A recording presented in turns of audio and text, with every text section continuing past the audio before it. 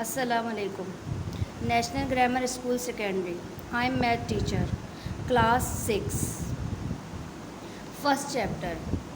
According to first chapter, sets.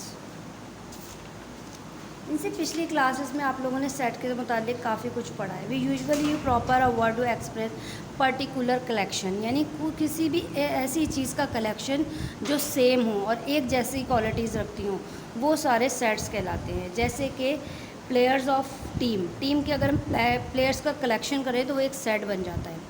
इसी तरह heard of the collection of a cattle, bunches of keys यानी चाबियों का एक गुच्छा डिफरेंट टाइप्स का.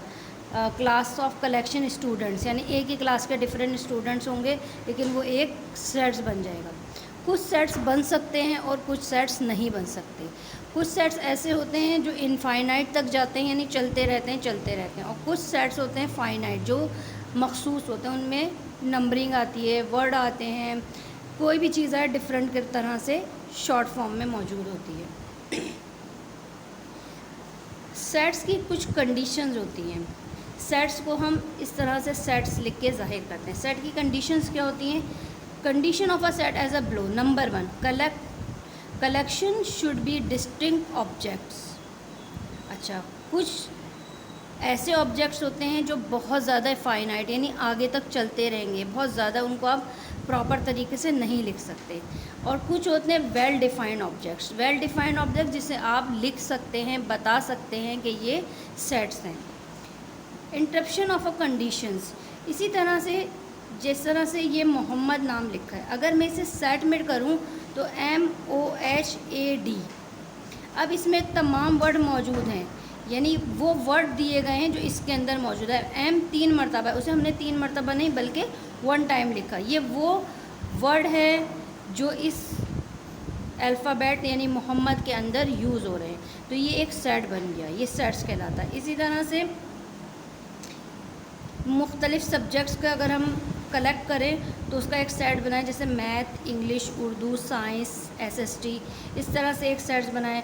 Teacher of a math your school, अगर आपके स्कूल की मैथ के टीचर्स का हम एक सेट्स बनाएं तो उनके नाम हम लिखेंगे और एक सेट्स बन जाएगा.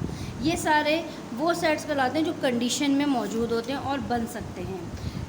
अच्छा, दूसरी चीज़ होती है modification of a set. Modification sets का किस तरह से किया जाता है कि कर्ली ब्रैकेट्स दिए जाते हैं इस तरह से, इसे स्मॉल ब्रैकेट्स भी कहते हैं. इसे स्मॉल ब्रैकेट्स के थ्रू सेट्स को डिफ़ाइन किया जाता है, यानी दोनों साइड्स पे ये ब्रैकेट्स लगते हैं और इनको एक नाम दिया जाता है.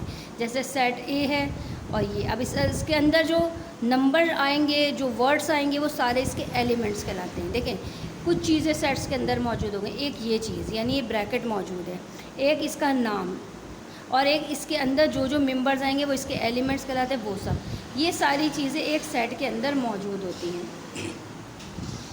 यही सारी चीज़ें notation of set. Notation of set का मतलब ही यही होता है कि उसको जो नाम दिया जाता है वो उसका नोटेशन कहलाता है. एलिमेंट्स वो होते हैं जो इसके अंदर मौजूद होते हैं. जैसे A सेट के एलिमेंट्स है ABC. अब इसके अंदर D मौजूद नहीं है तो A का एलिमेंट D नहीं है, यानी हम कहेंगे कि A मेंबर, इसको कहते हैं मेंबर. A मेंबर है A का, यानी A एलिमेंट है A का, यानी इस A ग्रुप के अंदर A मौजूद है या नहीं है. अगर A मौजूद है तो हम लिखेंगे A मेंबर है A का.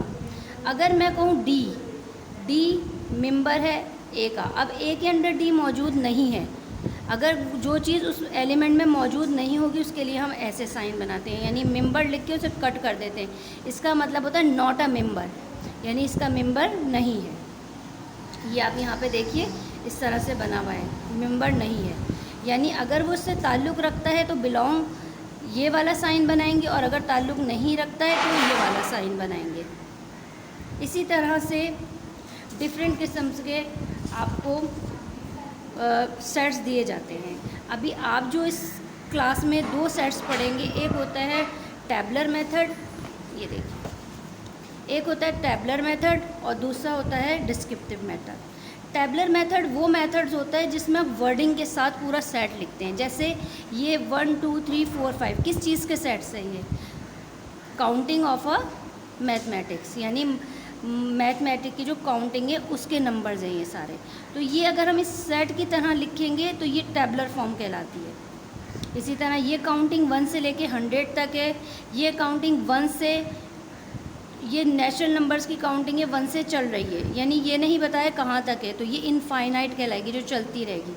अच्छा, कुछ सेट्स ऐसे होते हैं जैसे नेचुरल नंबर्स होते हैं। नेचुरल नंबर्स आम काउंटिंग को कहते हैं, लेकिन वो 1 से स्टार्ट होती है। इसी तरह से होल नंबर होते हैं, उन्हें हम W से ज़ाहिर करते हैं और उसकी काउंटिंग 0 से स्टार्ट होती है।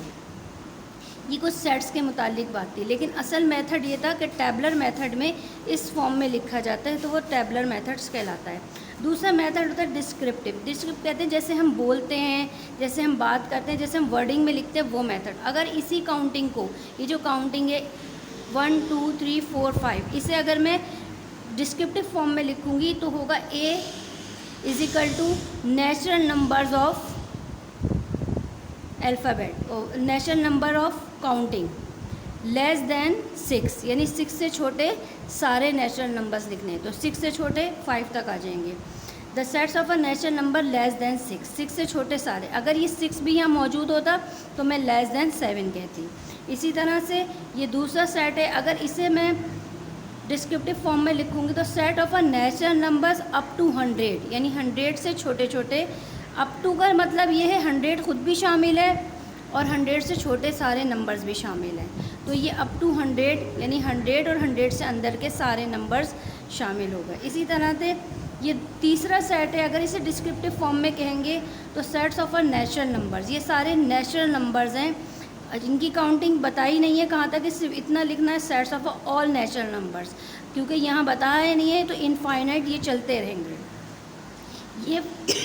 ये फॉर्म डिस्क्रिप्टिव फॉर्म कहलाती है, ये टैबलर मेथड कहलाता है। आप लोगों को इस क्लास के अंदर सेट्स के टाइप्स और किस तरह से किस मेथड्स में वो होती हैं, यानी टैबलर फॉर्म में और डिस्क्रिप्टिव फॉर्म में 2 फॉर्म्स पढ़ाई जा रही हैं। उसी से मुतालिक सारे क्वेश्चंस इसके अंदर मौजूद हैं। आपकी वर्कशीट आप स्कूल से आके 2 दिन बाद ले लें। उस वर्कशीट में सारी आंसरिंग मौजूद है, क्वेश्चंस मौजूद नहीं है। क्वेश्चन आप अपनी एक्सरसाइज बुक की एक्सरसाइज 1.1 यहाँ पर क्वेश्चन मौजूद हैं। इस तरह से क्वेश्चन आप यहाँ से लेंगे, आंसरिंग आपको वर्कशीट पे मिलेगी और वो मैथ के इसी तरह से आप कॉपी के अंदर उसको पूरा करेंगे, यानी क्वेश्चंस भी लिखेंगे, आंसरिंग भी लिखेंगे। लेकिन जो वर्कशीट आपको स्कूल से दी जा रही है उसमें सिर्फ आंसरिंग है। 2 चीज़ें और इसके अंदर मौजूद हैं, ये भी समझा दूँ, मैंने पहले बता दिया था वैसे आप लोगों को। फाइनाइट सेट्स वो होते हैं जो मखसूस होते हैं, जिन्हें हम लिख सकते हैं, आगे तक नहीं चलते। इनफाइनाइट सेट्स वो होते हैं जो चलते रहेंगे, जो कहीं भी रुके हुए नहीं होते, वो इनफाइनाइट सेट। एम्प्टी सेट्स वो सेट्स होते हैं जिनके अंदर कोई सेट्स नहीं बन सकता। अगर मैं कह दूँ 0 से 1 से 1 कोई सेट से, खाली 1 एक सेट है, नहीं बन सकता।